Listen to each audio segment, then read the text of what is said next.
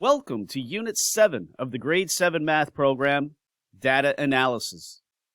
In the first part of this unit, we will examine sets of data to determine three measures of central tendency: mean, median, and mode. We will discuss which measure best represents a given data set. The presence and influence of outliers will also be considered. In the second part of Unit 7, the focus will be on probability. Tree diagrams and tables will be used to develop sample spaces for events and then determine the probability of two independent events.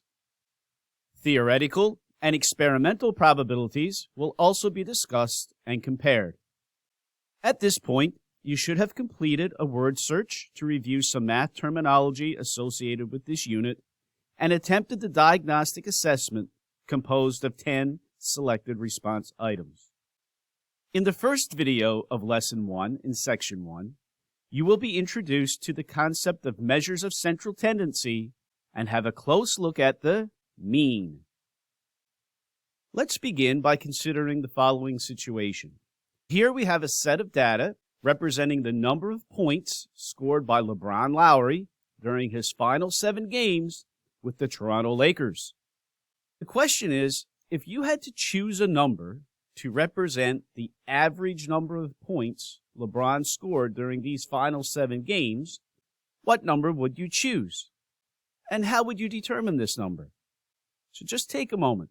Think about this. Have a close look at those numbers and come up with a number that you would use to represent what we would call the average number. Would you choose a number like 5 or 55? Probably not, as these numbers are significantly different from the list provided. What about 22 or 23? That's possible. Is there a way we can mathematically determine such an average number? What are measures of central tendency? It's a single, meaningful number that describes a set of data. We commonly call it an average. It tends to fall in the middle or center of the group of numbers. Our focus will be on the following three measures of central tendency: mean, or arithmetic mean, median, and mode. And here's a little graphic depicting these terms, but don't worry, it won't get this complicated for another few years. The first measure of central tendency that we're going to have an in-depth look at is the mean. Here's a visual to help us understand what the mean or the arithmetic mean is all about. So consider the following sets of stacked blocks. We're going to rearrange these blocks so that each stack or column has an equal height. In seeing these blocks now rearranged, we see that that equal height is 3.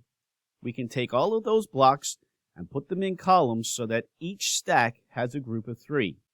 A good number then to represent the average height of the initial sets of stacked blocks is 3. We see there are 3 blocks in each stack or column, so the mean equals 3. There exists an algorithm or process that we can use to calculate this mean. And here it is. We add all of the numbers in the data set, then divide the sum by the number of data values. For our previous stacked blocks example, we are going to add the number of blocks in each stack, and then we're going to divide by the number of stacks. So at the top of these stacks now you can see I've put the total number of blocks. So we're going to go 2 plus 4 plus 3 plus 1 plus 6 plus 2 plus 3. Our sum will give us 21. And then we take that sum and divide by the number of stacks. And we see there are 7 stacks of blocks. So we divide by 7. 21 divided by 7 equals, well, look at that, 3. We again see the mean height of the stacks is 3. Another example. For the Unit 6 math test on equations, 10 students received the following marks: Our task is to calculate the mean for the data set. Mean equals. The first step in our algorithm is to add the test scores. So I would like for you to show the workings. Now, I certainly don't mind you using a calculator in order to figure out the sum. Now, if you want to add up the numbers on your own, that's quite all right too. But use of a calculator is okay. I'm adding up all of the test scores, and then I take that sum and I need to divide by the number of test scores, which in this case is 10. When you actually add up all of those numbers in your numerator, you will get 740 divided by 10, and 740 divided by 10 gives us 74. Therefore, the mean test score on the Unit 6 math test is 74%. One more example.